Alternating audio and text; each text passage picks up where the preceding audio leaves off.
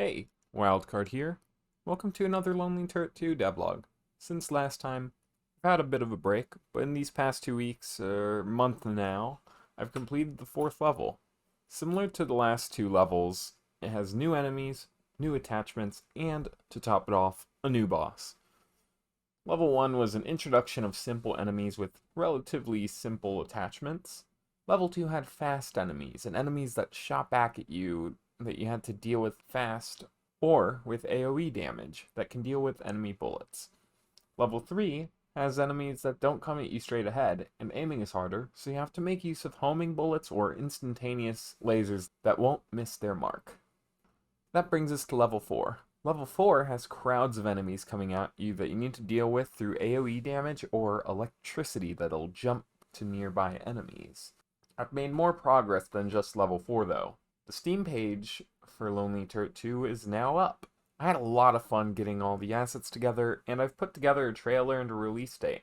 The game is set to release October 20th, and I'm not too worried about running out of time. It's the home stretch, and I'm excited. If you're looking forward to it too, check out the link in the description and wishlist it now.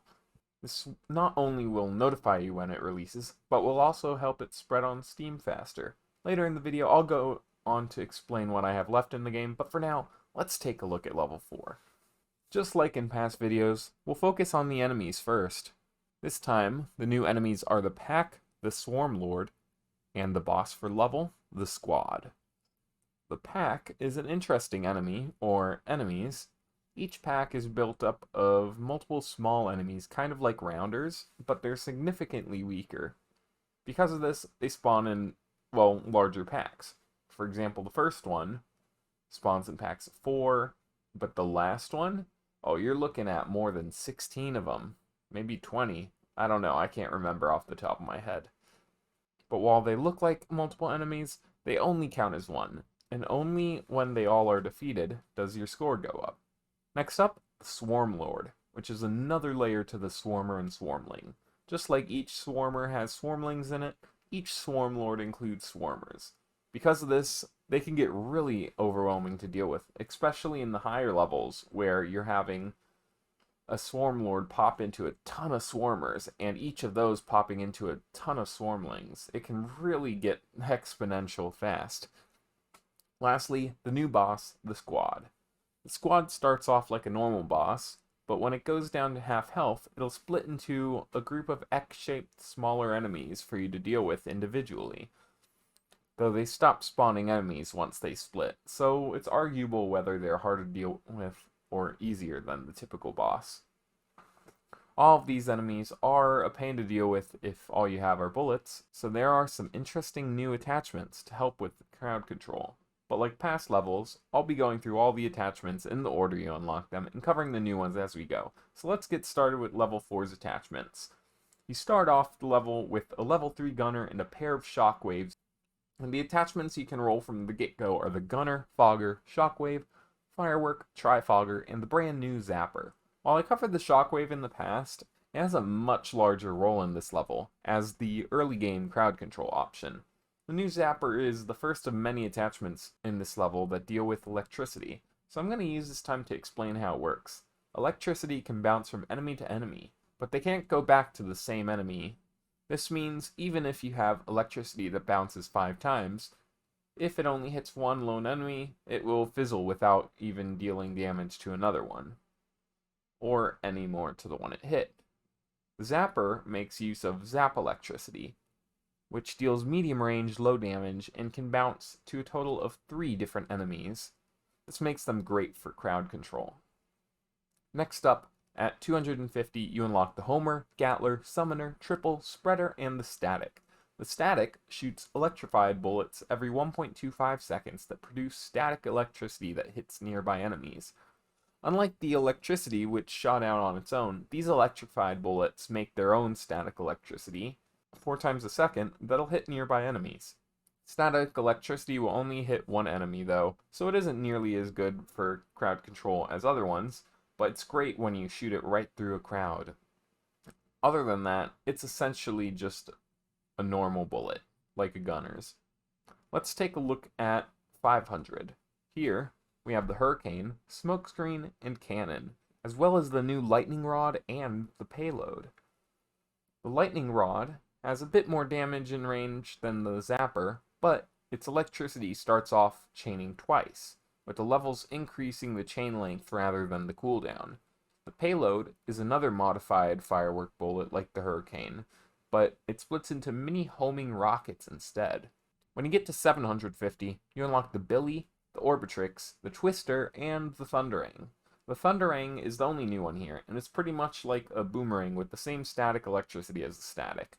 Lastly, let's wrap up the upgrades. At 1000, you unlock the Prism, Smokers, and the Tasers, which are a multi-headed variant of the Zapper. Now, before we end this devlog, well, we still have a good amount of time left, so let's talk about everything else I have planned for the game. As I mentioned earlier, it's now on Steam. Because of this, I plan to add achievements for the game. Currently, the plans I have for the achievements are in two categories. Basic ones that hit you towards general things, such as upgrading a little bit more than you might expect, and level-based attachments, which each level has their own variations of. For the basic ones, we have upgrading an attachment to level 2, merging two existing attachments, getting a max level attachment, and getting a null level attachment. As an example for some of the level-based ones, we have beating the first boss of a level, beating a level, which happens at 1500, and getting to 3000 in endless mode for a level. If you have any suggestions for achievements for the game, leave them in the comments below. I'd love to incorporate some more interesting achievements to the game. Another thing is music.